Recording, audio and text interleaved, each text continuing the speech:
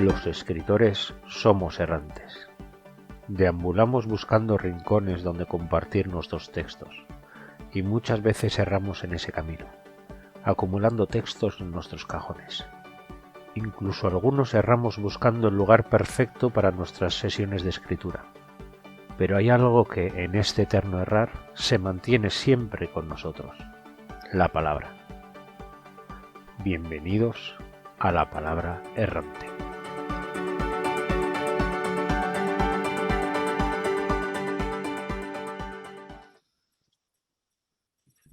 Muy buenas.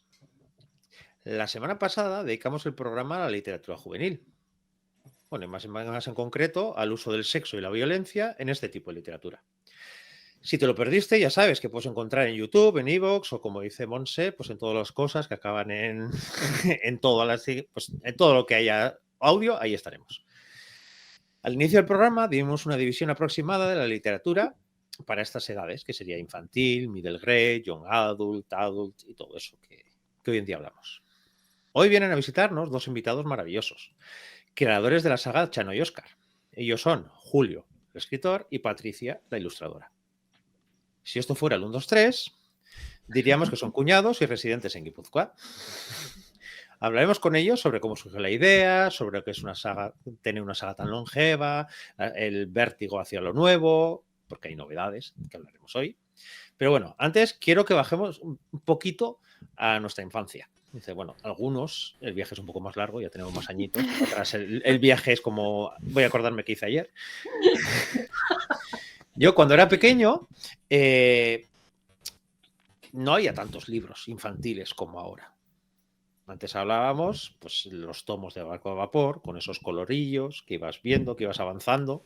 Era como esas pases en tu madurez, era cambiar de color en la colección del Barco de Vapor. Luego también estaban los libros de Busca tu propia aventura, en el que yo desde luego me pasaba todo el libro leyendo, intentando buscar todos los finales posibles para ver si había alguno que me gustaba, porque muchas veces acababa y no me gustaba nada como acababa mi libro. Pero esos son traumas infantiles que ya superaré. Y como dijimos hace 15 días, la literatura juvenil es casi como los nuevos huevos de oro junto con la romántica. Parece que ahora, como se vende un montón, está un poquito mejor vista, aunque sea por las editoriales, porque las editoriales al final son negocios que tienen que vender. Pero la literatura infantil y la middle grade, pero sobre todo la infantil, sigue viéndose como esa especie de cuentecillos ridículos para niños que no tienen ninguna importancia. Si no existiera la literatura infantil y la middle grade, tendríamos que inventar nuevas maneras para hablar de miedos, de descubrir el mundo, de sentimientos, de amistades, de amor. Porque yo al menos he descubierto con los libros infantiles mejores ejemplos de definiciones de sentimientos que cientos de páginas de alta literatura. El público infantil puede parecer fácil, pero no lo es, para nada. Y creo que Patri y Julio de esto saben un poquito también, que no son nada fáciles. Requieren de un ritmo, una sonoridad, incluso un lenguaje muy diferentes. Además, no se cortan nada a la hora de decir si un libro les ha gustado o no. Parece a veces como algunos influencers y reseñadores que lo que más quieren es que lanzar odio, pero no, es porque son sinceros. Si yo mirara para atrás, pues no sería el mismo sin Fray Perico y Borrico, sin el pequeño Nicolás, el de los cuentos, no el de luego que salió así. No. Más asustado. Antes hubo un pequeño Nicolás. El de Petit Nicolás. Sí. O también el pequeño vampiro, que yo estaba enganchado a la saga del pequeño vampiro, y tantos otros libros que me engancharon a la lectura. Y no quería terminar este prólogo sin acordarme de una mujer maravillosa, poetisa, de la generación de los 50, que es Gloria Fuertes. Gloria Fuertes siempre ha sido una mujer muy luchadora por el feminismo, por la igualdad, por los derechos. Y hay un momento que, si ya como poetisa en su momento ya no estaba especialmente bien vista porque una mujer y todo eso, pero bueno, tuvo la horrible idea de acercarse a los niños. Acercarse a los niños y contar unas poesías maravillosas en cuentos, en programas de televisión, y veías que los niños la miraban admirados. Era precioso verle cómo ella contaba su poesía y alrededor un montón de niños mirándola. Pues eso sirvió para muchísimas burlas, porque parecía que si hacía juegos de palabras para niños, no era hacer literatura.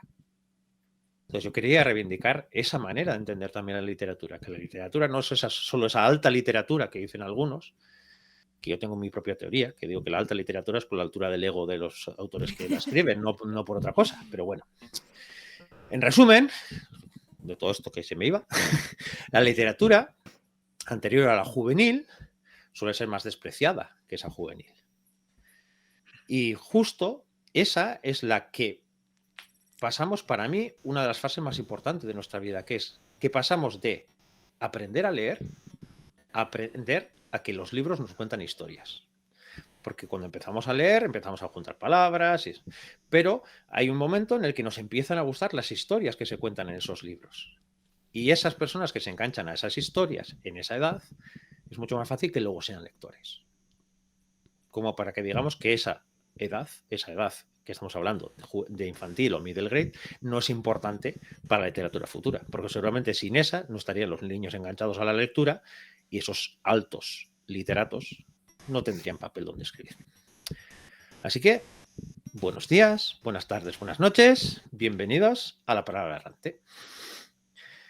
Antes que nada, saludar a mis compis. Como veréis, aquí parecemos como es la tribu de los Brady, que ya somos 6 aquí, pero nos falta una, Rebeca, que hoy no ha podido estar. Mucho ánimo, Rebeca, y que no pases mucho frío. Voy a ir saludando a mis compis y luego saludo a nuestros maravillosos invitados. Muy buenas, Tati. Hola, buenos días, buenas tardes, buenas noches. Me vais a matar, porque sigo leyendo Bruma Roja. En mi defensa diré que me está gustando mucho, que aunque parece que no, y ya me lo estoy a punto de acabar. El problema es que me estoy leyendo otra cosa al mismo tiempo, que es algo que tengo el privilegio de leer antes que nadie, que es Crónica de 2 noches sin verano, porque que lo publica Inés Galiano en Literap, porque mañana hacemos la presentación. Bueno, mañana para los que estén ahora escuchándolos, la semana pasada para los que estén escuchándolos en diferido, vamos a hacer la presentación de la novelette o la novela en mi canal de Twitch, y tengo el privilegio de leerme esa cosa tan rara sobre vampiros y hombres lobos que son muy suavecitos.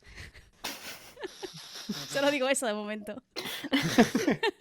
Hasta aquí puedo leer. Hasta aquí puedo leer. Viendo la portada en la ilustración de Liber, me puedo imaginar qué tipo de ¿verdad? suavecitos son. Sí.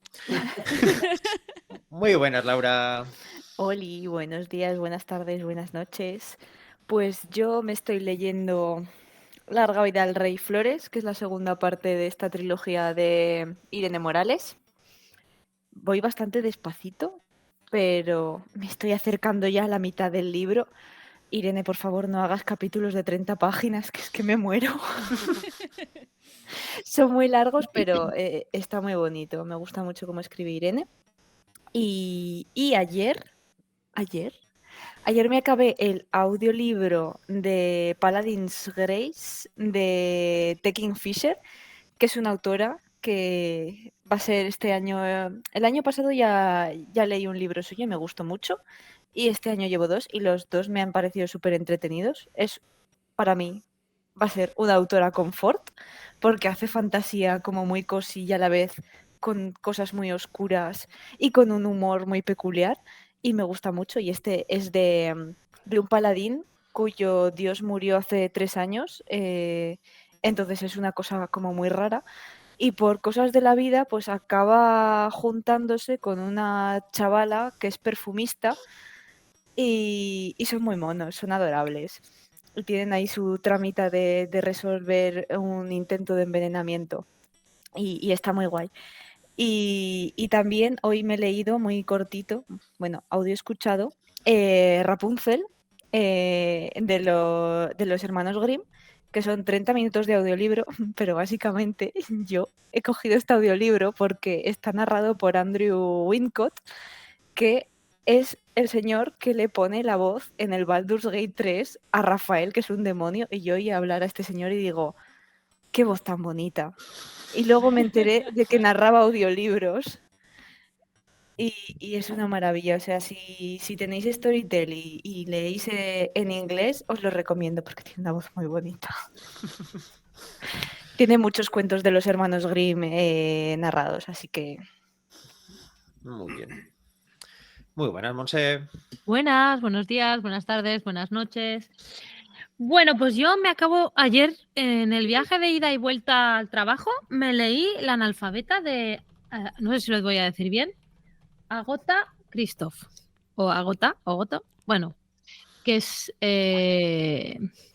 bueno, que habla sobre, La analfabeta habla sobre el exilio de esta señora que de Hungría se fue a Suiza, no sé si la conocéis o no, pero es una joyita el libro, es súper corto, en 1 hora lo tienes leído y son como reflexiones sobre qué es para ella ser escritor, porque ella pues en un exilio donde tuvo que no sabía ni francés, etcétera, pues el lenguaje también lo refleja muchísimo, ¿no? Son frases bastante simples, pero que ella dice, Fua, yo me encuentro con todo lo que sabía, con todo lo que leía, todo lo que hacía, me encuentro en Suiza, una lengua que no es la mía, y soy analfabeta. Y es muy bonita la historia y me está dando que quiero leer más de esta señora. Y luego tengo también la que estoy así leyendo y voy más o menos por la mitad, es la casa en el mar más azul. Creo que Tati ya la había leído. Me está gustando muchísimo. Le estoy, no sé, es así como un poco fantasía, no fantasía, cosas maravillosas. Cozy fantasy, es adorable. Es cozy fantasy muy bonito. ¡Ay! Y una que me he leído antes de la analfabeta que se me estaba pasando, La nostalgia de la mujer anfibio. Fenomenal. No conocía, ¿cómo se llama? Cristina Sánchez Andrade. No sé si la conocéis, me la aconsejó Alicia. Y bueno, es que es maravilloso. Hablando así como de realismo mágico en Galicia a partir de un hecho histórico, ¿no? Que, bueno, pasó como a veces pasa, ¿no? Que hay barcos que chocan y luego dejan unos hilillos y tal. Pues a partir de, creo que fue a principios del siglo pasado, pues a partir de una historia se crea, van hablando de 3 generaciones y es que es maravilloso, os lo aconsejo totalmente. Creo que es Cristina Sánchez Andrade, pero no estoy muy segura. Andrade seguro, pero leedla porque es muy buena. Tati lo está buscando. No. Sí, ¿Cómo? La nostalgia de la mujer anfibio, maravillosa. ¿Autora? Perdone, señora autora. Sánchez Andrade, pero no pone el nombre. Sí, Cristina. Pues Cristina. Vale, totalmente os la aconsejo. Bueno, vamos a saludar ya a nuestros invitados. Bueno, Estoy viendo ya, pobrecitos. Falto yo, pero ya, luego Sí. yo hablo yo. Luego tú nos cuentas lo que estás leyendo, ¿no? Sí, luego yo cuento. Muy buenas, Julio. Muy buenas, buenos días, buenas tardes, buenas noches, como soléis decir vosotros siempre. ¿Qué estás leyendo ahora?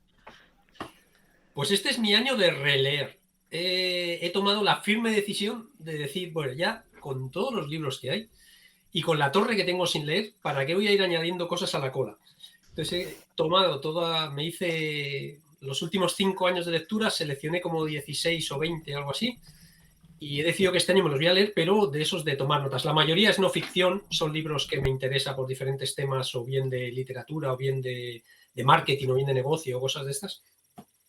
Pero ahora estoy leyendo uno que es el único que está un poco fuera de esa norma, que es un libro que leí hace 3 o 4 años y que inspiró uno de los libros de Chano y Oscar, que es el del Conjuro Escarlata. Es un libro en el que un matrimonio de neurólogos que estudian la parte de cómo transformamos la visión en una señal que va a través del nervio y cómo la procesa el cerebro. Bueno, es una historia que así dicha así suena muy enrollada, pero los tíos consiguen a través de los trucos de magia explicar cómo funciona todo nuestro cerebro y cómo los magos hackean nuestra atención y nuestra vista y un montón de cosas así para conseguir engañarnos y que efectivamente al final de todo el proceso el resultado sea que flipas y que aquello parece magia, ¿no? Entonces te lo van explicando parte a parte, se llama Los engaños de la mente y es que es un libro alucinante cuando lo lees y te van explicando.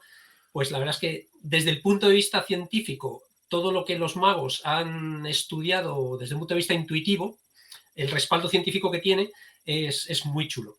Eso en cuanto a no ficción. La última que he leído de ficción también tiene bastante historia porque después de varios años sin hacerle ni caso a los libros, uno de mis hijos, ya adolescente con 17 años, me vino un día y me dice, Aita, quiero este libro. Y me enseña en el móvil un anuncio de Instagram con una chica muy maja contando la película del libro y no sé qué.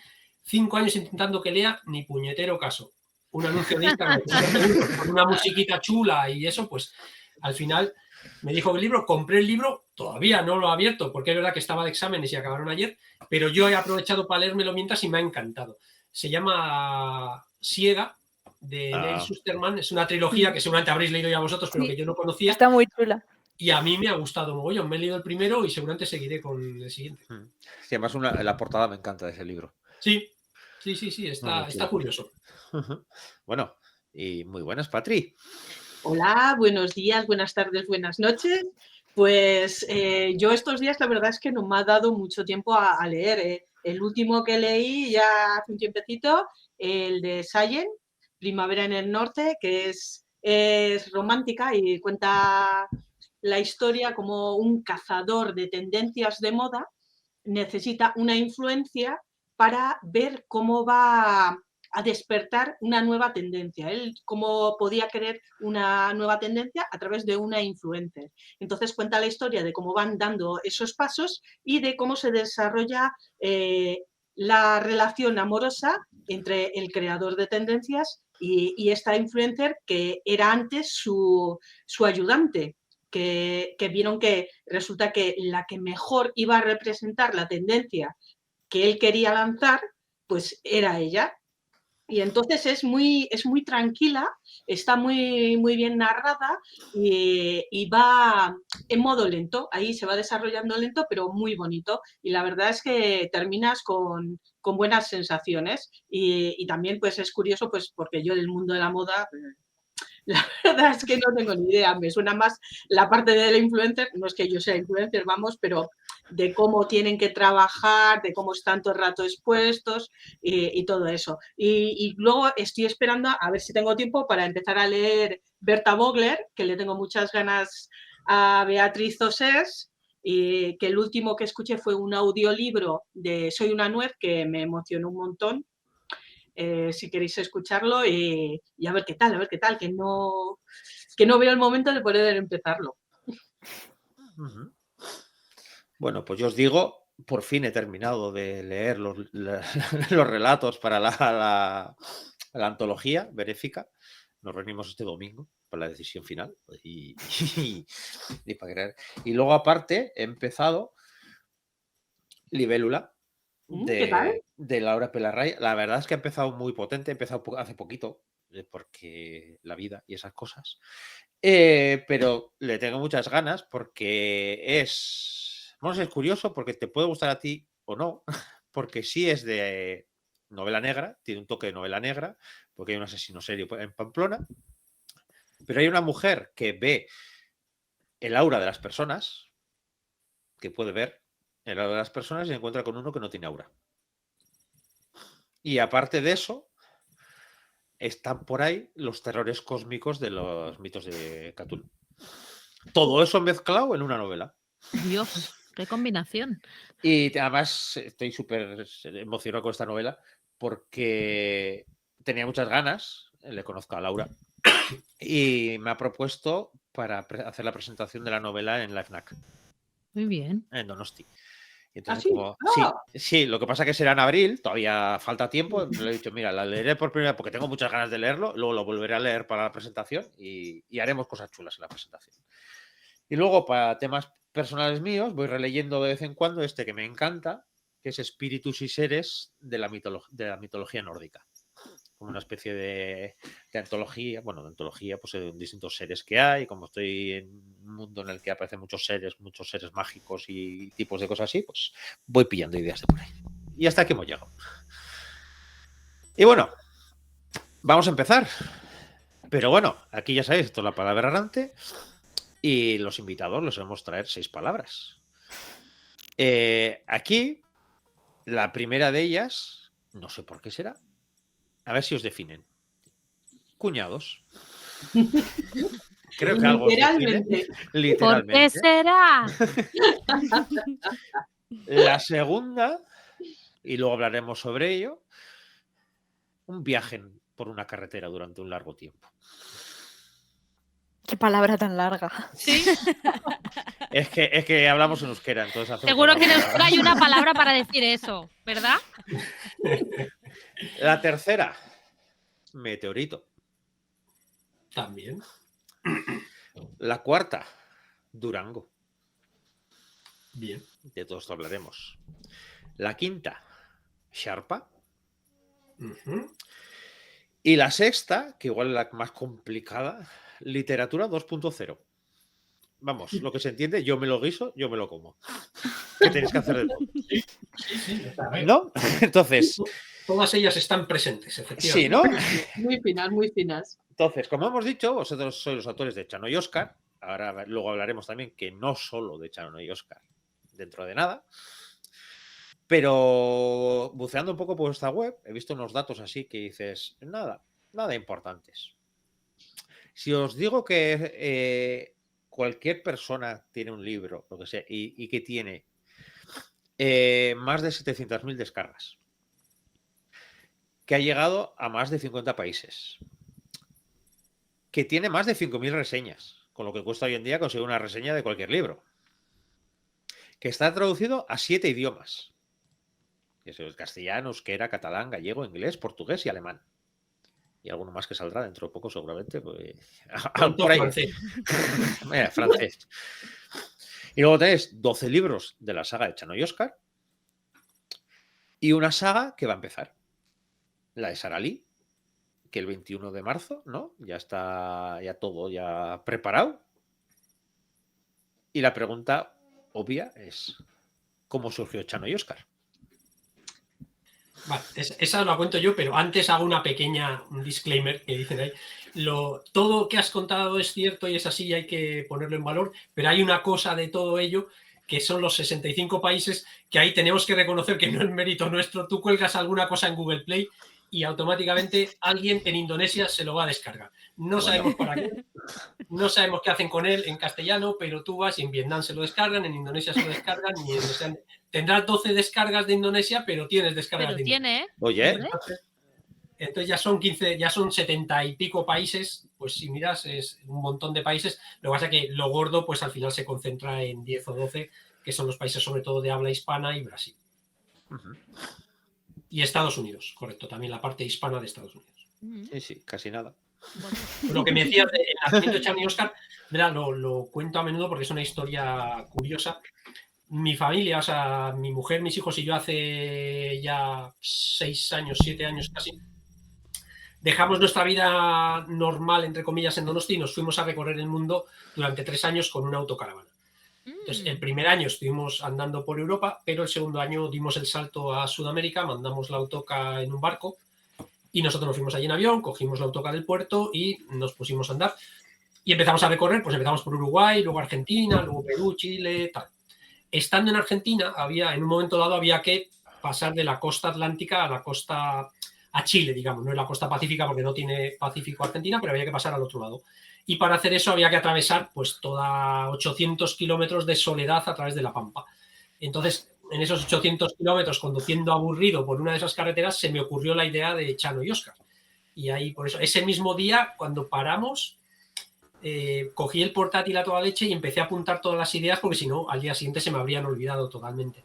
Y ahí empecé a trabajar la idea durante varios días más y ahí fue donde surgió la posibilidad de crear una colección de libros infantiles. O sea, que es argentina la colección. Claro, me puedo imaginar que cuando contaste la historia a Patricia, estabas aburrido en la Pampa para tener todas esas ideas. ¿Desde el principio tuviste claro un sí o fue un vamos a ver qué pasa? Pues yo, cuando Julio me envió el email con la propuesta, pues me quedé flipada porque dices, ¿cómo que infantil? ¿De qué me estás hablando? ¿Desde cuándo tú escribes algo en infantil? Y al principio tenía un poco de miedo porque dices, si te gusta, genial, pero si no te gusta, a ver cómo van las comidas familiares luego, ¿no? Es un doble o nada, ¿eh? Entonces, la verdad es que al principio te sorprende, pero empecé a leerlos y me enamoré de Chano y Óscar y lo demás ya es historia. fue un sí. La verdad es que una ilusión que me lo propusiera a mí también fue muy grande, porque es al final tener confianza en una persona, que no es para un libro, 2 o 3, o sea que estábamos hablando de, ya teníamos visión, bueno, ya tenía Julio la intención de que fuera una colección, o sea que era un proyecto a muy largo plazo. Y aquí estamos 12 libros después. Muy bien. Sí, vamos a hacer promo. Unido a eso, claro, una vez que decidís, ¿tenías muy claro, Julio, que iba a ser para esa franja de edad? Porque claro, cuando se te ocurren ideas o temáticas o lo que sea, claro, marcar una franja de 8 a 12 años, pues como que te limita en cierta manera, o a veces agradece también, de decir, mira, pues tampoco tengo todo lo para coger, sino que voy a coger este tipo de cosas. ¿Cómo funciona ese punto de qué ideas ir metiendo en el libro? A ver, la verdad es que ahí tampoco tuve demasiados problemas, porque mi parte infantil enseguida me decía lo que a mí me gustaba cuando yo tenía esa edad, ¿vale? Yo soy un fruto de Enid Blyton 80%, y el resto, los 3 investigadores, los Oyster y unos cuantos más, el resto, ¿no? Entonces sé que me gustaban aventuras que tuvieran una parte de fantasía, pero que fueran factibles, o sea, que realmente pudiera pasar algo similar en la realidad, personajes con los que te pudieras identificar, o sea, había que actualizar todo eso para que sonara a escenas reales. Tenía que tener algo de misterio, pero también algo de ciencia detrás, por decirlo así, algo de friquismo. No sé, es un batiburrillo de ideas que en mi cabeza estaba clarísimo, y cuando yo escribía lo veía súper claro. Luego otra cosa es que puede llegar al mercado y a la gente no gustarle absolutamente nada, ¿no? Pero luego ha resultado que más o menos era una fórmula que ha funcionado. Entonces, en ese sentido no tuve problemas. Tengo una libreta de ideas brutal, voy apuntando ahí todo lo que se me ocurre, todo lo que leo por todos los lados, no todo lo uso, pero cuando me quedo en blanco, necesito buscar un core para otra historia o algo así, pues me voy a mi libreta y casi siempre encuentro algo, ¿vale? Lo que pasa es que luego son pequeños retazos o ideas que hay que desarrollar y buscar documentación y mirar si una vez desarrollado tiene la fuerza necesaria para que ocupe un libro, ¿no? Pero empezar siempre parto de la libreta. Sí. Ahí el proceso creativo, bueno, no sé si luego hablaremos de él, pero en mi caso lo tengo bastante... Soy muy cuadriculado, lo cual para algunas cosas es bueno, para otras es malo, pero para empezar a escribir una historia realmente necesito tener muy claro o sea, cuál es el core, la fuerza de la historia, cómo empieza, cómo acaba y qué va a ocurrir, qué giros importantes ocurren en cada capítulo. Entonces voy haciendo una escaleta en varios niveles hasta que todo eso está bien atado, y luego me pongo a escribir. La mitad de las veces que me pongo a escribir es verdad que la escaleta acaba para allá, y la escritura me va llevando por otro lado, pero necesito salir de casa con el itinerario clarito. Luego ya, si por el camino surge algo, tampoco le hago ascos y lo abrazo, pero el itinerario inicial tiene que estar listo. Pero claro, llega el proceso en el que todo eso lo tiene que pasar a dibujo, porque no es que solamente sea la portada y así, sino que por dentro tiene un montón de ilustraciones. ¿Y cómo es ese momento en el que, por ejemplo, Patricia recibe una cosa que dice, pues ahora tengo que hacer un meteorito que brille y que las caras se note que brille, y además el contrapicado, y además ese tipo de cosas? ¿Cómo es ese momento en el que lees el libro, lees las ideas de Julio y dices, ¿y ahora cómo meto esto en dibujos?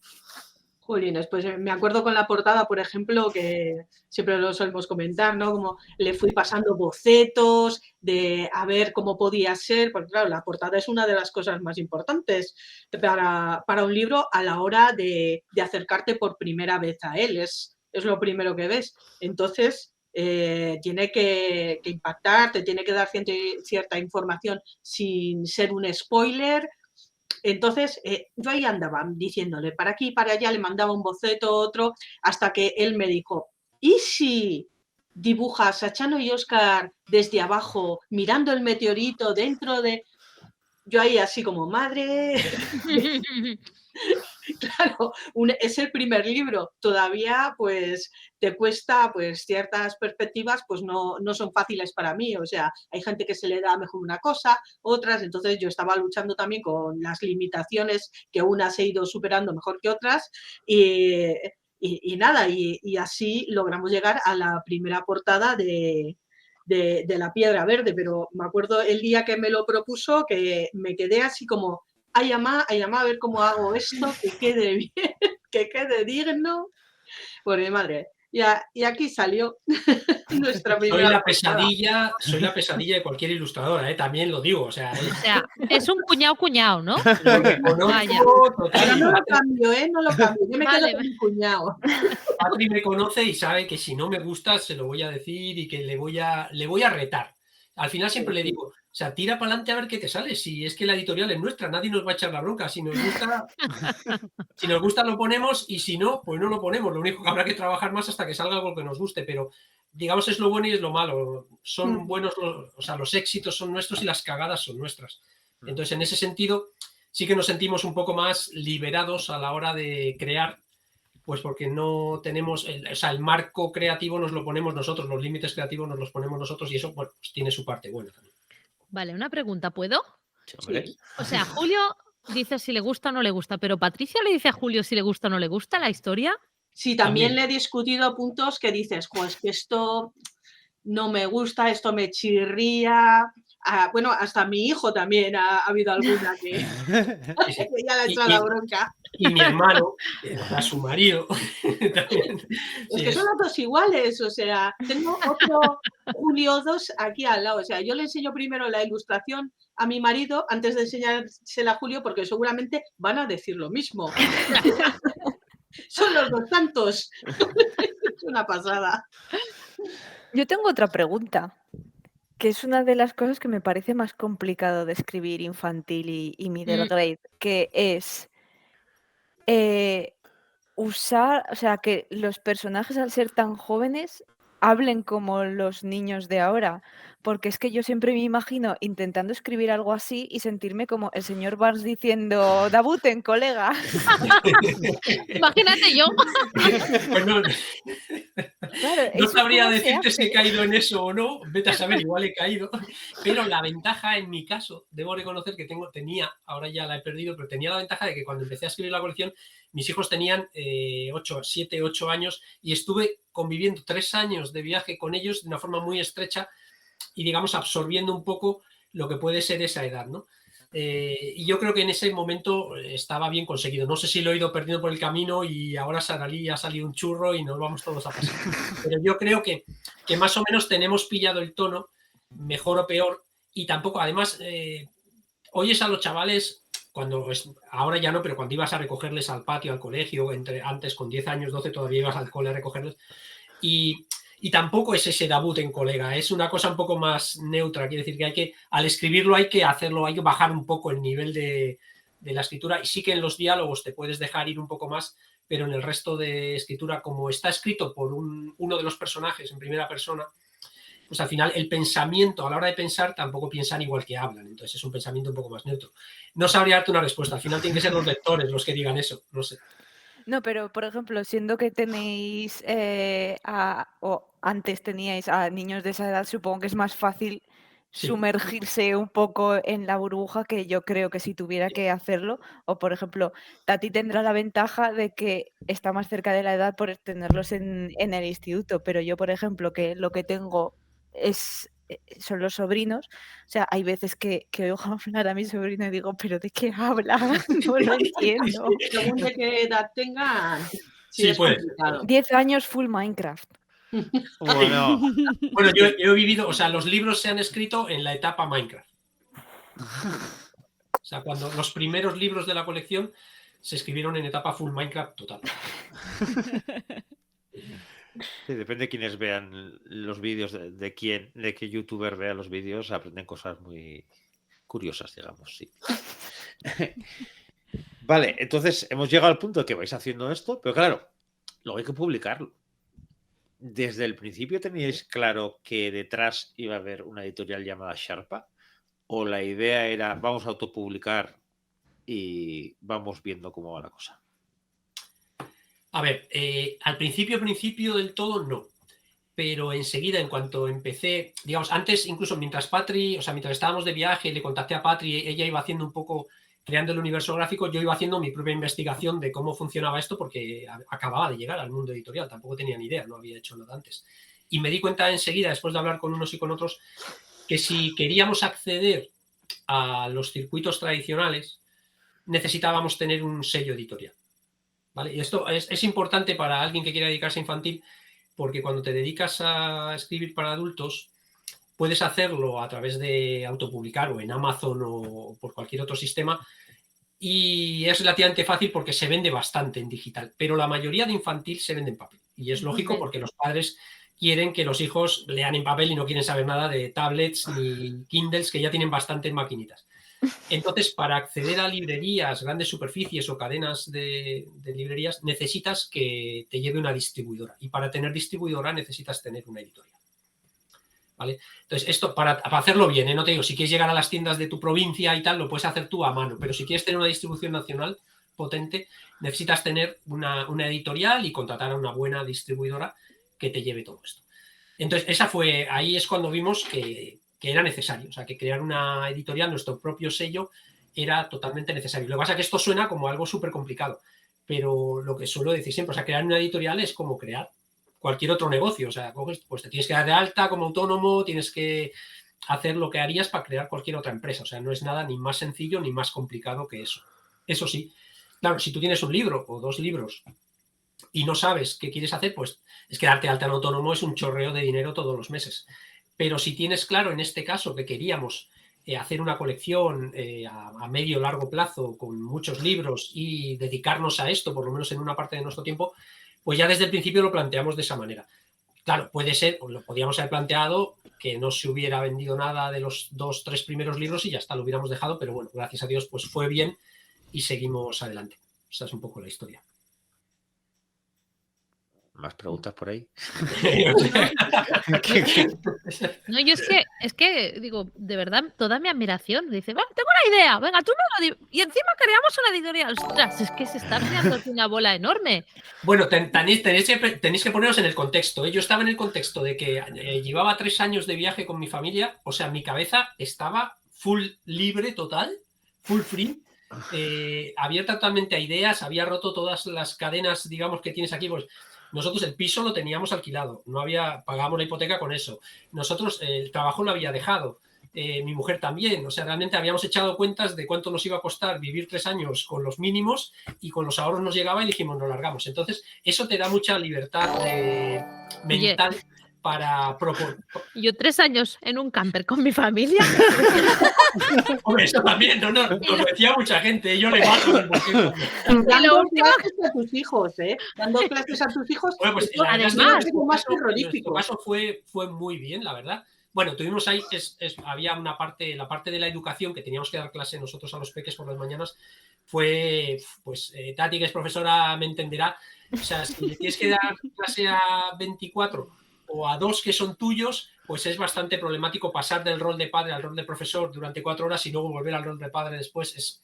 Eso se nos hizo complicado, pero el resto resultó bastante bien. Y entonces, a la vuelta, todavía estuve bastantes meses sin empezar a trabajar y me dio tiempo, estaba full time dedicado al proyecto. O sea, ahí fue donde pues aprendí todo lo que había que hacer, donde dimos de alta todo, donde establecimos un poco todo el proyecto para los siguientes años. O sea, cuando ya empecé a currar de nuevo, el proyecto estaba lanzado, habíamos hecho un crowdfunding y habíamos conseguido pasta para los 2 primeros libros, que era, no teníamos nada, acabamos de llegar al viaje y estábamos pelados, pero el crowdfunding nos dio el arranque para sacar los 2 primeros en castellano y en euskera, y ahí empezó el baile. Ya con los 2 primeros sí que no ganamos mogollón de dinero, pero sacamos algo de dinero para poder seguir con los siguientes. Claro, porque en este viaje de 3 años, ¿teníais el texto ya de los primeros libros? Volví del viaje con los 4 primeros escritos. Wow. Sí, claro, eso también te da un poco de margen para ir haciendo, efectivamente. Sí.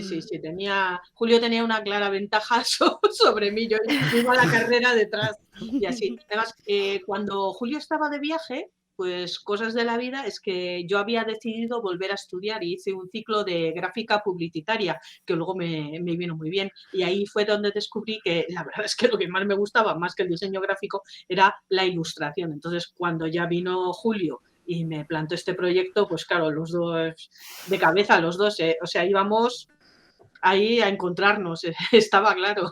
Muy bien. Sí, sí. Y claro, llega el momento, montáis la editorial, hay que empezar a vender, pero claro, hay que empezar a hacer, pues decía antes, lo de la literatura 2.0, porque hay que hacer por redes, hay que hacer email marketing, hay que tener un montón de cosas. ¿Cómo fue esa parte que nos suele dar mucha pereza muchas veces de decir, vale, si yo lo que quiero es escribir y vender libros, ¿por qué tengo que aprender de marketing? Tengo que aprender de cómo mandar emails, tengo que aprender de cómo funciona Instagram. ¿Cómo llevasteis esa parte? Bueno, yo ni bien ni mal. Yo la llevé como una parte totalmente necesaria. O sea, fui consciente de que era absolutamente necesario desde el principio. Es verdad que hay cosas que nos gustan más. Gracias a Dios nos hemos dividido el trabajo. Y Patri se encarga de las redes. Si me hubiera tenido que encargar yo de las redes, que soy un rancio total para las relaciones, pues seguramente no hubiéramos llegado a todo lo que hemos llegado. Pero por otro lado, me encanta escribir. Entonces me encargué del email marketing y bueno, pues yo creo que se me da regularmente bien y por lo menos pues me da para escribir un correo semanal, para ir mandando ahí bueno, pues todas las noticias y las cosas, y ya pues tenemos bastantes suscriptores y creo que es como cada vez que lanzamos algo ya hay un mínimo de gente que se entera y que nos permite que los proyectos ya no sean no haya que pelearlos tanto como al principio. Pero a pesar de todo eso, la verdad es que hemos aprendido, o sea, en Chano y Óscar hemos aprendido un montón de cosas.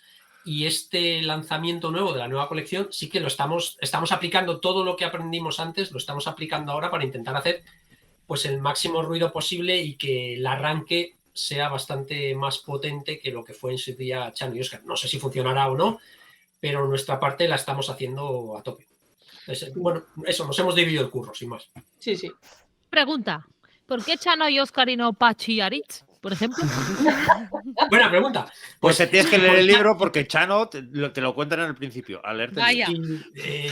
Y en vez de Chano y Óscar le hubieran puesto Pachi y Aritz, todavía lo hubiéramos liado más. El Chano, o sea, no hay Dios que lo pronuncie bien fuera de aquí. En México es texano, Chano. En Chile es, o sea, reconozco que me di cuenta de lo que iba a ocurrir ya cuando puse el nombre, pero dije, es así y es así. Tienes que poner tipo Coca-Cola, que se pronuncia igual.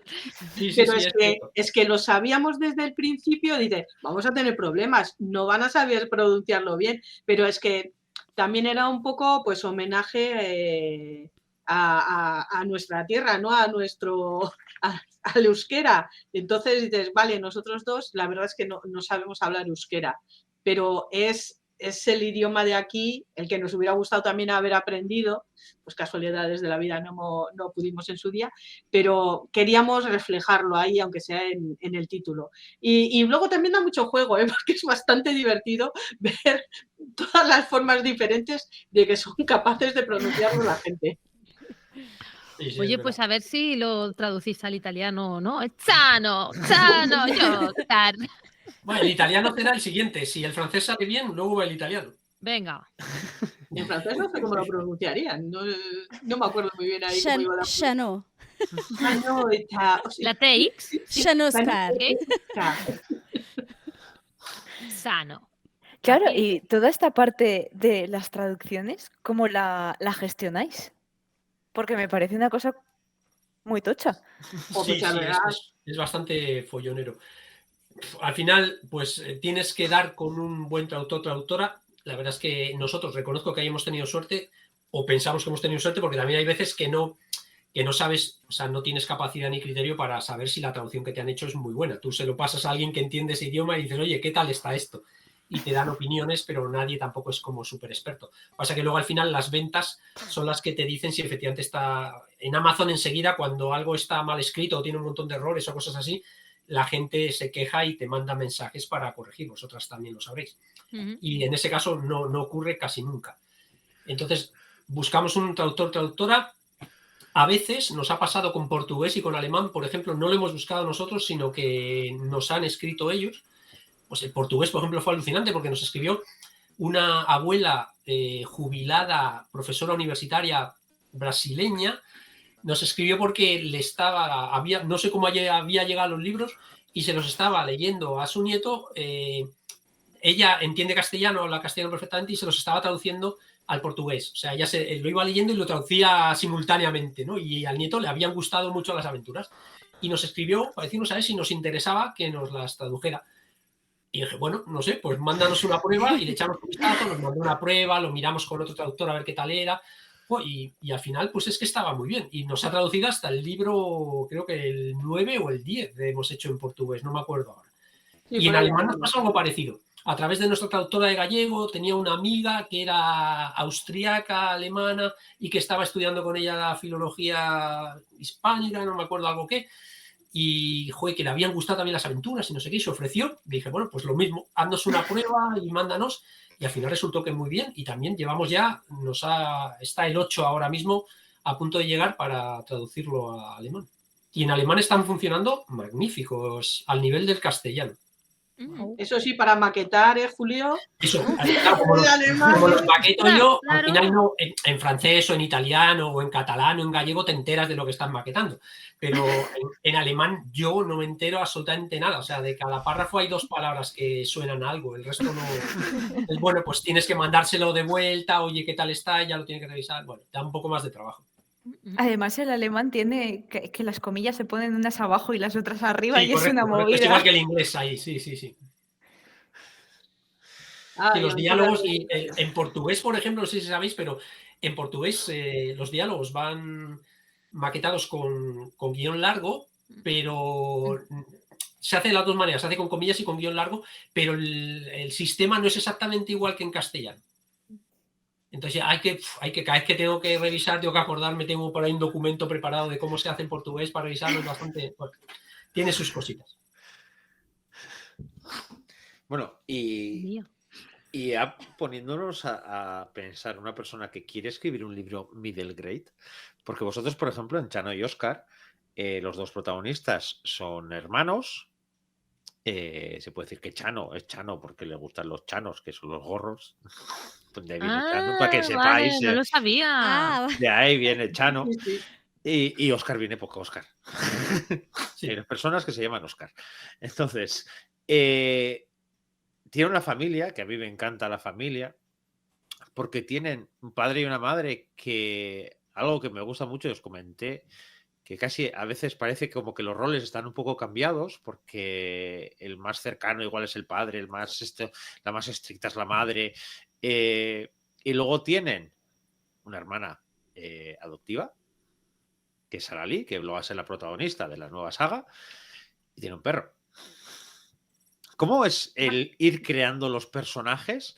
Sobre todo personajes sabiendo que va a ser una saga y que la gente les va a tener que coger cariño, porque al final te vas a leer 12 libros de esos personajes, más luego los amigos que tienen. Y ¿Cómo es ese momento en el que vais creando los personajes y dices, claro, quiero que los de esas edades se identifiquen con ellos, porque al final mucho de esto va de que se sientan identificados, se sientan parte de esa cuadrilla que tienen Chano y Oscar?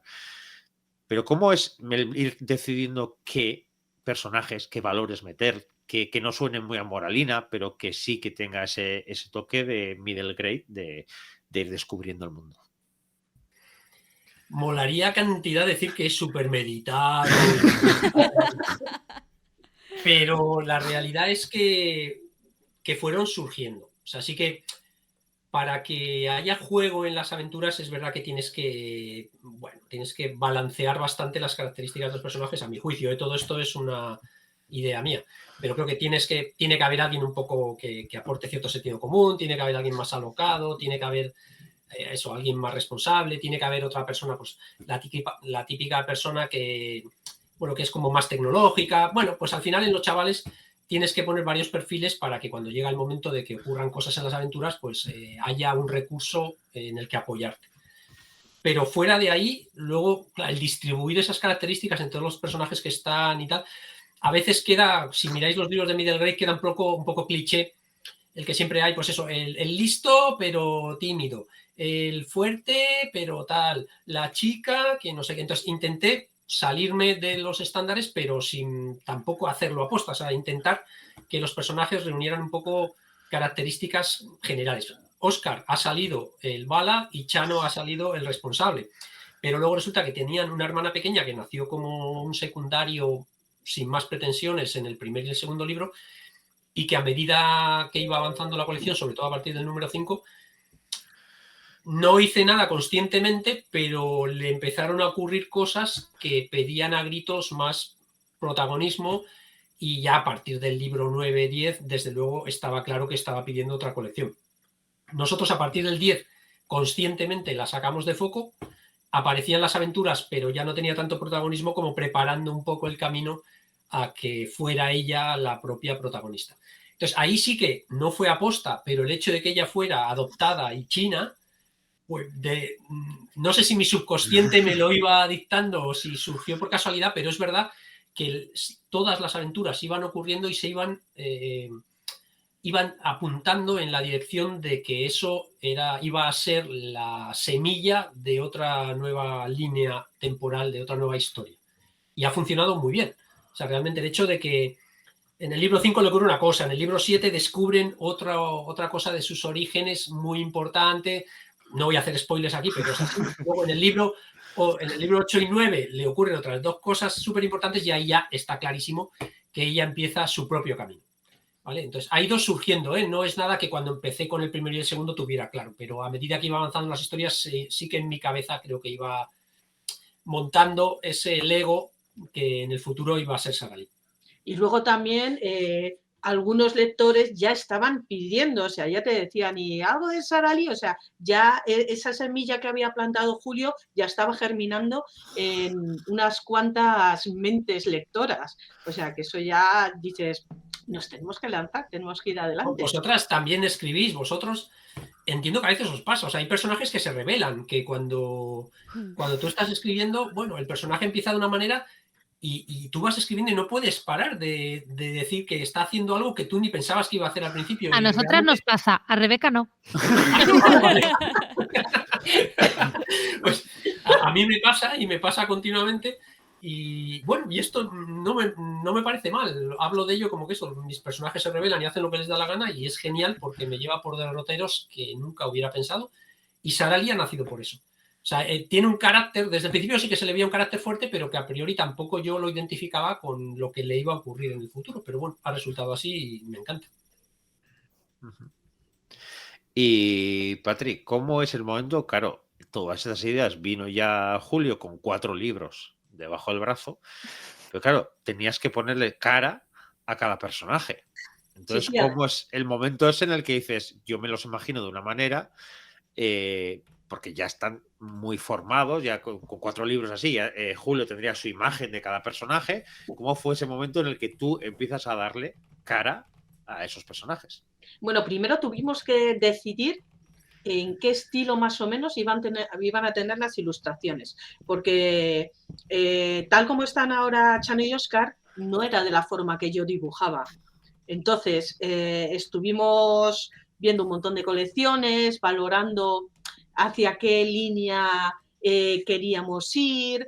O sea, eso fue, le estuvimos dando bastantes vueltas hasta que yo empecé pues ya a mandarle bocetos en un estilo que habíamos creado para ellos, que habíamos pensado, y luego, claro, a la hora de ponerte a dibujar, pues le dabas tu forma, ¿no? Y si ves, pues del primer libro al 12, pues ha ido yendo una evolución que espero a mejor, que han ido ahí aposentándose ya pues más los trazos, los colores, ellos, y la verdad es que ha sido todo una línea ahí de aprendizaje importante. Hay una experiencia que os recomiendo. Claro, si no habéis hecho libros ilustrados, vosotras tenéis vuestros personajes en vuestra cabeza y escribís con ellos. Cuando haces libros ilustrados, tú naces con unos personajes en la cabeza, entregas tus libros a la ilustradora te empieza a mandar cosas que no tienen nada que ver con lo que tú habías pensado, pero que te gustan más, y al final, al cabo de 4 ilustraciones, ya no te acuerdas de cómo eran tus personajes y las historias las imaginas con los personajes que dibujó Patri. Entonces, esto es un proceso que ocurrió al principio del que ya no me acuerdo, yo no sé ni cómo había imaginado a Chano y a Óscar. O sea, yo ahora ya, Chano y Óscar son los que dibujó Patri aquella primera vez, y en cuanto nos quedamos con los personajes y decidimos en ese casting que iban a ser de esta manera, los otros desaparecieron y pasaron a ser como veis a los personajes en los libros. Sí, sí, está guay además el proceso de casting, ¿no? Tú vas haciendo pues diversos bocetos de los personajes, de cómo puede ser y cómo empieza a ser una de las amigas, por ejemplo, Sonia, a cómo terminó siendo, es que no tiene nada que ver, o sea, al final tienes que elegir todo, el color del pelo, cómo va a ser su cuerpo, sus ojos, todo, y vas a ir seleccionando por aquí, por allá, y hasta que al final dices, esta es Sonia. Este es Chano, este es Raúl. Y está guay, es como un casting de película. Puedo comentar una cosa, es un poco spam, pero que a mí me pasó que, bueno, escribí una historia y luego pues era para un concurso y me la publicaron, ¿no? Ilustrada. Y es que cuando vi los dibujos, es que dije, es que es mejor de lo que yo me imaginaba. O sea, realmente la ilustradora consiguió coger la esencia que tenía yo pensada y la plasmó lo mejor que, bueno, yo no, pues que no, cuando vi la historia dije, anda, pero si están mejor los dibujos que la historia, en serio, porque es que... Sí, sí. Pasa mucho esto, ¿eh? No solo, o sea, cuando yo le paso a Patri algo para que haga el dibujo y hacemos como un pequeño guión, una descripción de cada ilustración, ella añade cosas que a veces yo no tengo en el texto y que cuando las veo digo, ostras, pues me gustan y las añado. Estamos en ese momento en el que todavía yo puedo añadir algo de lo que ella ha puesto en el dibujo para que en el texto también aparezca. O sea que hay feedback en los dos sentidos respecto a los dibujos y la escritura. Y luego eso se agradece un montón porque cuando tú propones algo y es aceptado por el escritor, pues la verdad es que se agradece que te tenga en cuenta y que te escuche. Es importante. Otra pregunta. ¿Tenéis establecido en las cenas y las comidas de Navidad no hablar de trabajo o no? Intenta, pero... Cuando nos pasamos, la familia nos da un toque. Sí.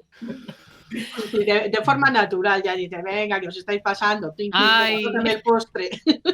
No, pero también la verdad es que nos entienden y nos respetan. Por ejemplo, este fin de semana pasado hemos estado de 8 de la mañana a 8 de la noche, sábado y domingo, enganchados al Teams, los dos trabajando, cerrando páginas de presentación, cerrando maquetación de no sé, o sea, había que enviar los ficheros el domingo a la noche a la imprenta y había que cerrarlo todo y todavía nos quedaban 2 o 3 cositas, pues que son tonterías, pero que hasta que no te juntas y estás 2 horas seguidas haciendo ajustes y aquí y allá y cerrando y tal, pues no las tienes y bueno, pues fue un domingo sin piscolabis, sin salir de paseo, bueno, pues cuando toca y lo entiendes. En la cueva metidos. En la cueva metidos, eso.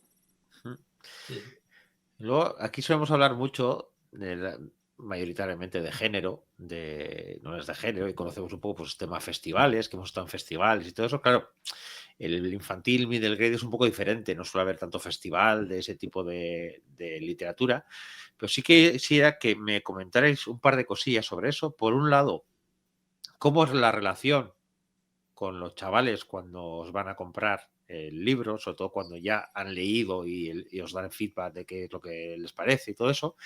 Y luego algo que me pareció súper bonito, ¿cómo fue el ver en la biblioteca de Donosti a Chano y a Óscar en figuras, en tamaño real, un rincón entero dedicado a vosotros? Buah, eso fue, a mí casi se me saltan las lágrimas, porque fue en el anterior Festival de Literatum, la biblioteca nos había elegido, entre las bibliotecarias de Donosti, habían elegido las aventuras de Chano y Óscar como tema para el concurso de dibujo. Entonces, en la Biblioteca Central Infantil, que está en la parte vieja de Donosti, tienen un espacio, como si fuera la caja de un ascensor, el hueco, pues eso lo tienen para hacer... Pues ponen dibujos, libros, recortan personajes y habían hecho un montaje con las aventuras de Chano y Óscar y los personajes en tamaño grande. Ostras. Wow, O sea, ¡qué emoción! Fue, No, y eso fue la teníamos que hacer, en lo que te toca ahora hacer a ti con los relatos, nos tocó a nosotros con los dibujos. 200, no sé cuántos dibujos de chavales, teníamos que ir a seleccionar 9 ganadores en 3 categorías. Vamos, imposible. Entonces, pues, al final haces un primer filtro, un segundo filtro, todos, había un montón que estaban chulísimos, y hicimos como una entrega de premios. Nosotros con la gente de Donosticultura de las bibliotecas, pues una celebración con todos los ganadores allí en un salón de actos súper chulo, entregando un premio y tal. La verdad es que muy, muy bonito, muy emotivo. Sí, sí. Sudaban los ojos allí. A mí además, yo soy de lágrima fácil, o sea, otra cosa no haré, pero, o sea, emocionarme en las ferias de los libros también, por ejemplo, en Durango, sobre todo al principio. Ahora ya he endurecido un poquito más, ¿no? Pero al principio venían chavales a que les firmases y yo estaba así como...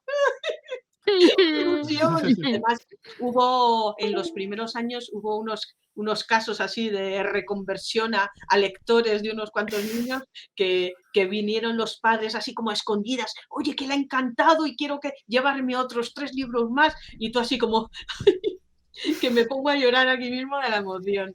O sea, pasan cosas con las familias súper bonitas. Claro, porque hoy en día hay tanta competencia en la lectura. Estábamos hablando de Minecraft o como se pronuncie, o cualquier juego, cualquier, yo qué sé, series, dibujos, de todo, ¿no?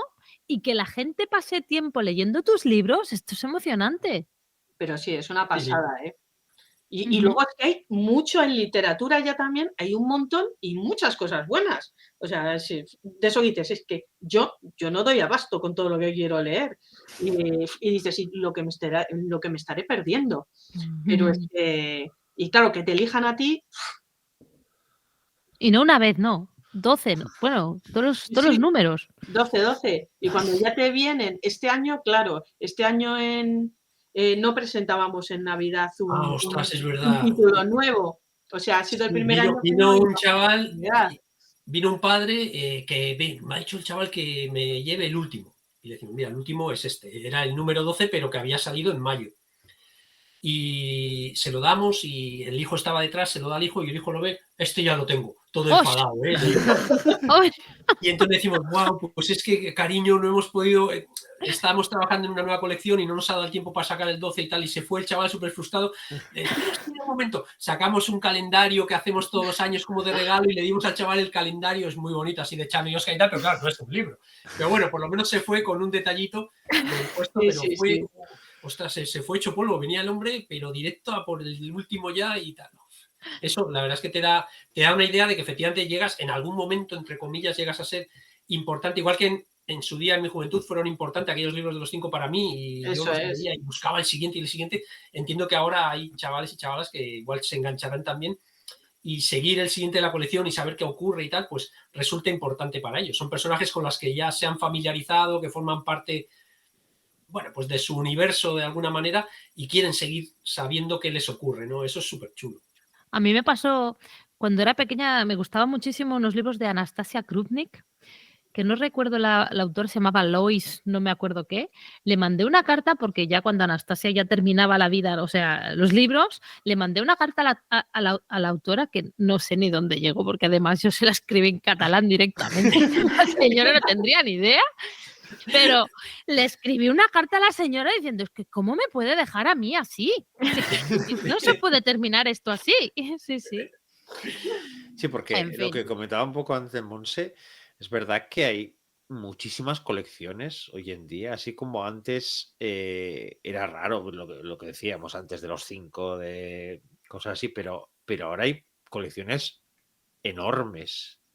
Incluso muchos autores adultos, vamos a decir, también se están pasando a la literatura juvenil, infantil, de hacer esos pinitos, y la verdad es que es una gozada como padre el ver la variedad que hay ahora, decir, mira, pues si me gustan los monstruos, si le gustan si le gusta lo que sea, pero también, claro, como vosotros como autores, es esa sensación de qué bien que se haga tantas cosas, pero más competencia para intentar sacar la cabecita. Pues sí, a ver, al final es lo que hay, y hay que, bueno, pues de alguna forma cada uno tenemos que buscar nuestro pequeño detalle distintivo y eso intentamos nosotros. Con Chano y Óscar fue un poco el hecho de permitir que los 2 primeros se descargaran gratuitamente desde la web, y con Sara Lee al final, que ya estamos un poco más extendidos, bueno, pues es abordar un segmento, entre comillas, en el que no estábamos, que es más el de la magia y la fantasía, pasamos un poco más a magia y fantasía, aunque compartamos universo con Chano y Óscar, pero es como un paso más hacia la magia. Que yo desde el principio, desde la mitad de la colección de Chano y Óscar, más o menos lo comentaba con Patrick, que me apetecía dar un paso más hacia algo más mágico, más fantasioso, y es lo que hacemos ahora con Sara Lee, a ver qué tal resulta. Sí, porque Sara Lee, antes hablamos de la franja de edad, antes poníais con Chano y Óscar 8-12, con Sara Lee es 9-13, pero también amplía lo que sería el número de páginas, ¿no? Sí, sí. Bueno, básicamente es por eso, al final sí que Chano y Óscar empezó con unas 130 páginas, fue creciendo a 140, 150, el último libro es como el libro que hace de frontera entre los dos y ya tenía 160 páginas, la última historia era algo más larga, y en Sara Lee ya vamos casi a las 180, pues porque son historias con un poco más de cuerpo, bueno, personajes un poco más elaborados, tramas un poco más complicadas. Es un pequeño salto para que los lectores, que también van evolucionando, las lectoras, pues encuentren algo más, ¿no? Y Patrick, una pregunta. Chano, ¿por qué no lleva gorro? Es que llegó un día que Chano llevaba el gorro siempre, pero cuando llegó un momento en el que se aburrió del Chano y se quitó el gorro, pero no se quitó el mote. Ya, por eso, porque es curioso, porque muchas veces cuando ves, claro, los que somos de aquí, sabes que Chano viene del gorro, Chano y Óscar, claro, lo primero que ves en la ilustración y dices, ninguno de los tiene gorro, ¿por qué no tiene gorro? Sí, y lo explica al principio de la historia, ¿no? Como él, pues le empezaron a llamar de chiquitín Chano, pero que llegó un momento que se quitó el Chano, pero no se quitó el nombre, y así se quedó. Y está guay, porque al final también es distintivo, pero de otra manera también te condiciona para otras muchas cosas. Pero bien, yo creo que es que Chano ya no, yo no podría llamarle a Chano Jorge, por ejemplo, ahora. No sería lo mismo. Jorge y Óscar no son igual, no son igual que Chano y Óscar. Pregunta por ahí. La sonoridad de Chano y Óscar a mí me encantaba desde el principio. ¿Cómo iba a decirlo en español. Sí. Chano. Sí, suena bien. Sí, Yo la tengo... verdad es que... Y no le hemos cambiado el nombre en ningún idioma, ¿eh? Algunos traductores nos han dicho, hombre, esto igual, le podéis cambiar el nombre porque suena aquí, suena tal. Chano es Chano, que lo pronuncien como quieran. Si podemos pronunciar Schwarzenegger, podemos pronunciar ¡Hombre! Chano. No hay ningún problema con eso, ya se acostumbrará a la gente y listo. Y al cabo de 12 libros, Chano es Chano. lo normal. Le llamas de otra manera y sonaría raro. Pero a ver, si la gente que le gusta el fútbol era capaz de decir Pachi, pues Chano le está de la mano. Claro. Sí. Te ha salido un pareado. Sí, sin querer. Yo tengo una pregunta, porque antes hemos comentado un poco que lo de la audiencia más infantil, middle grade, son muy sinceros con sus opiniones y con lo de la decepción de no tener un libro nuevo. ¿Habéis tenido así de estar en ferias alguna interacción pues un poco divertida de niños siendo niños? Sí. Mira, nosotros en las ferias siempre estamos un poco, familia que pasa por delante, pues le ofrecemos un marcapáginas o un flyer, alguna cosita, y algunos pasan del asunto, otros se acercan, y siempre se acercan, pues les preguntamos, oye, ¿conocéis Chano y Óscar? Y recuerdo algunos, gracias a Dios los menos, pero algunos que me dicen, sí, y siempre decimos, ay, ¿qué tal? Lo normal es que te digan, guay, o me ha gustado tal, pero algunos dicen, hacen así con la cabeza. Vale, pues no le podemos gustar a todo el mundo y ya está. ¿Por qué te crees que no te he cogido el marcapáginas? Sí, a ver, esto pasa y es natural. Lo contrario sería que nos están engañando seguro. Sí, pero yo creo que eso es lo normal y lo natural, porque claro. A los mayores tampoco nos gustan las mismas cosas. O sea, entonces a los pequeños pues habrá algunos que sí y a otros que no. O sea, es normal y es sano. Para eso hay más colecciones y luego ya podrán volver otra vez si cambian de opinión. No, pero ahí tenemos varias historias de conversión milagrosa, que llamamos nosotros, que son alucinantes, a mí me dejan flipados. Nos pasó una cosa, es una anécdota súper chula, en Casa del Libro, aquí en San Sebastián. Un día estábamos haciendo pues una sesión de firmas, fuimos allá a la tarde y echamos la tarde ahí firmando a los niños que pasaban. Y vino uno y no nos conocía, le damos nuestro marcapáginas, ¿qué tal? Mira, ¿te gustan las aventuras? Le contamos nuestra historia del meteorito, bueno, tenemos ahí un pequeño speech de 30 segundos para arrancar. Y al acabar el tema, estaba la madre y el niño. Y la madre, ¡guau! ¡Qué interesante suena! O sea, es la típica, pues, la madre que va con el niño que quiere que el niño se lleve el libro para arrancar porque no le gusta leer y tal. Y el niño, que nada. Y la madre, pero pruébalo, si no sé qué. No. Y la madre seguía R que R y de repente el niño se da así la vuelta y le dice algo así como, ¿pero qué? ¿Quieres que me lo lleve o qué? Y la madre se queda un poco así cortada y dice, bueno, vale, deja. Y el niño se va, vuelve la madre al rato y me dice, pues tú dámelo, que yo ya... La madre se lo lleva y nosotros ya ahí perdemos la pista. Y entonces, al cabo de, yo qué sé, 2 meses, 3 meses, de repente recibo un correo electrónico donde me escribe la madre para decirnos, mira, soy la madre aquella de Casa del Libro, ¿te acuerdas que el niño no sé qué y no sé cuánto? Yo me acordaba, la verdad. Dice, pues no os lo vais a creer, pero se leyó el primero, arrancó el primero y se lo leyó en 3 días y vamos ya por el cuarto. Y es verdad que cada vez que vamos a Casa del Libro suele venir la familia a llevarse el siguiente, ya nos conocemos, les saludamos, viene con la hermana y no sé qué, no sé cuántos, y la madre nos recuerda siempre, no ha conseguido ni su profe del cole, que es no sé qué, no ha conseguido que empiece a leer y vosotros tal y cual. Y yo, vale. Hombre, alguna vez nos tenía que pasar una de estas así chulas. Sí, la verdad es que hace una ilusión eso, de verdad. Es muy emocionante. Es muy emocionante. Sí. Y para que no conozcan qué es la Feria de Durango, porque claro, nosotros la conocemos aquí, pero claro, fuera de aquí poca gente conoce la Feria de Durango, la Feria del Disco y el Libro Vasco, qué es y sobre todo, qué supone para Chano y Óscar esa feria. Bueno, es que la Feria de Durango es impresionante. O sea, es la feria del disco y libro vasco. La mayoría de publicaciones que se presentan allí son en euskera.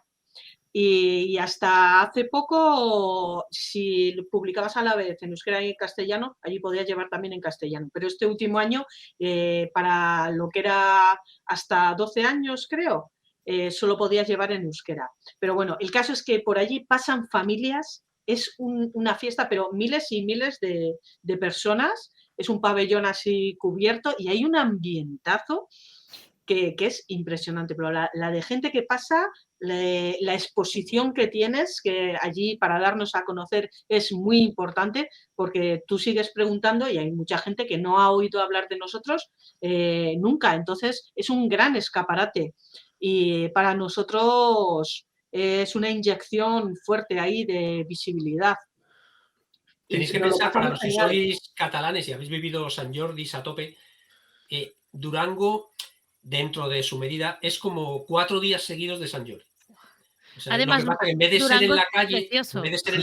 es dentro de un pabellón. Pero tanto en visibilidad como en número de visitantes como en ventas, hay muchas editoriales vascas que en esos 4 o 5 días, que suele ser, depende de cómo caiga el año, igual hacen el 20% de su facturación anual. Es una feria muy potente donde hay pues se mueve mucha gente, te visitan. Y nosotros pensar que estamos, hasta este año hemos estado con un puestito que es 1 metro cuadrado. O sea, tampoco, pues al final no tenemos tanta producción, no somos una editorial, o sea, solo tenemos nuestros propios libros de momento y entonces estábamos con 1 metro cuadrado. Pero incluso así te da para una barbaridad o sea, que venga mucha gente, que te conozca un montón de gente más. Es chulísimo. Aprovechamos para encontrarnos también, pues con Aritz nos solemos ver todos los años, pues la gente un poco de la zona es como un punto de encuentro en esos días de la literatura en euskera y de la zona vasca. Sí, porque hay una cosa que tiene muy bueno la Feria de Durango, que a mí me encanta, es lo que decíais, que es la relación con las familias. Sí, eso yo creo que es un punto de encuentro que todas las familias con niños que queremos que lean, que conozcan el mundo de los libros y todo eso, es una cita obligatoria y es una gozada ver, por ejemplo, en mi caso con el mayor, que es el que está más enganchado ahora a los libros y así, es que es como ir a Euro Disney, porque ves libros de todos los colores, de todas las... Estos, hay muchísimos libros infantiles, juveniles, ahí es donde das cuenta todo lo que se hace de infantil y así. Y sobre todo porque se mezcla de una manera muy, muy curiosa con otra parte, la otra zona que es la zona de música. Entonces ves los grupos de música aquí de toda la vida, de Sutagar, de todos estos, pues que suelen estar a la vez que estáis vosotros, a la vez que están. Entonces es como un punto de encuentro para toda la cultura de aquí y es una gozada. O sea, es cita obligatoria para cualquiera que quiera conocer qué es la cultura vasca y la cultura en euskera y qué se produce y qué se va haciendo. Es obligatorio porque, sobre todo, ya te digo, sobre todo por el ambiente y por lo que supone la feria de Durango, que van hasta las Icastolas, los coles allí de visita y todo eso es muy chulo. Es que el día de las icastolas de los colegios es impresionante porque de repente te viene un grupo enorme de, pues una clase entera, te viene ahí el puesto, te empieza a preguntar, a llevarse los separapáginas, me firmas esto, lo otro, o sea, vamos, te sientes asaltada por todos los lados de repente, tienes mogollón de ojos para una explicación y luego de repente se van, vuelven otros, bueno, es intenso porque además la feria la hacemos completa, Julio y yo, estamos allí todos los días, todas las horas. Entonces es cañera para estar allí, pero bueno, sales a veces con un chute que vas al balcón y llegas a casa y dices, tengo que recuperar para el día siguiente, venga, vamos. Y ya para ir acabando, una pregunta para los dos.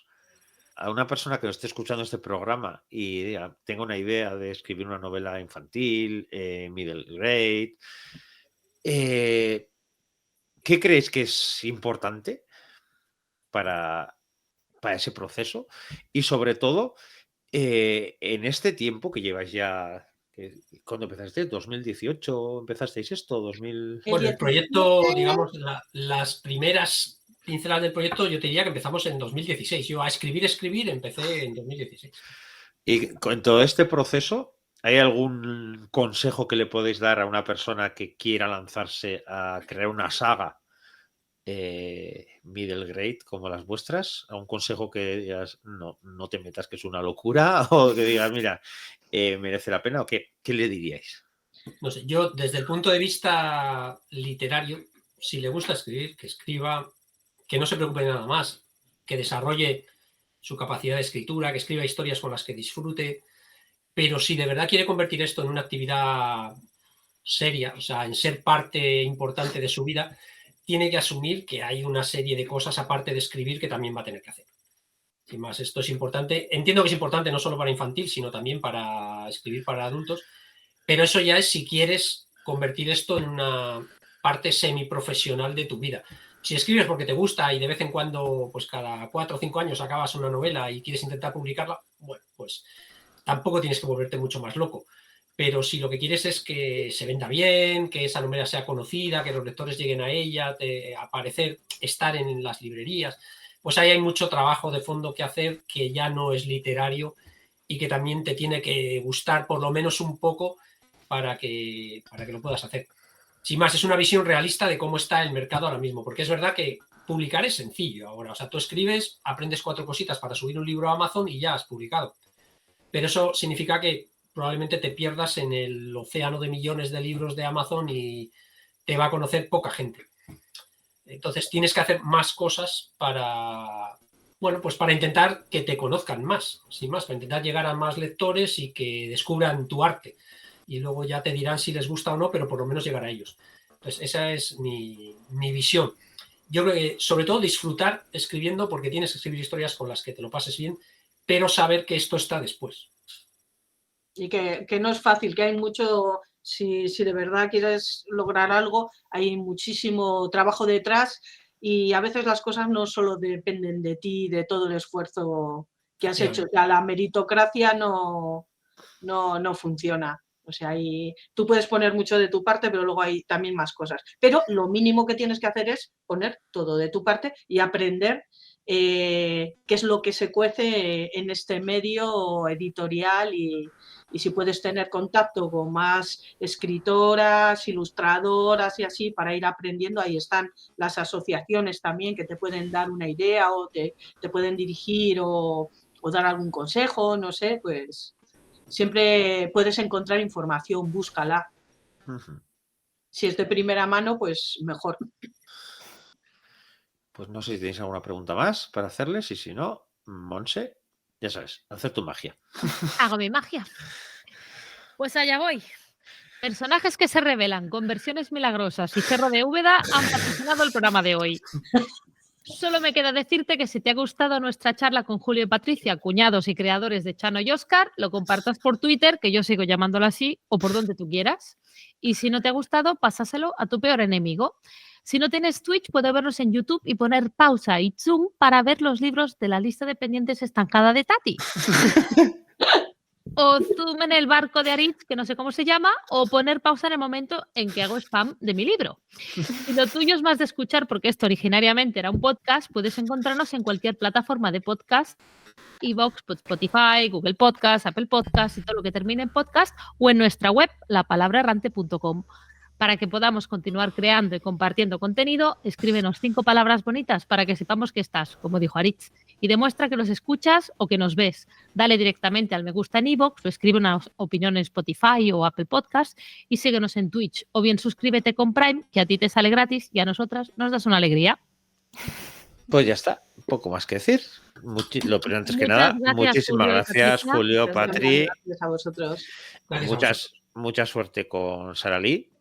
O mucha mierda, o como quieres decirlo. Qué bonito, 21 de qué marzo bonito queda. en vuestras librerías. Como tiene que ser.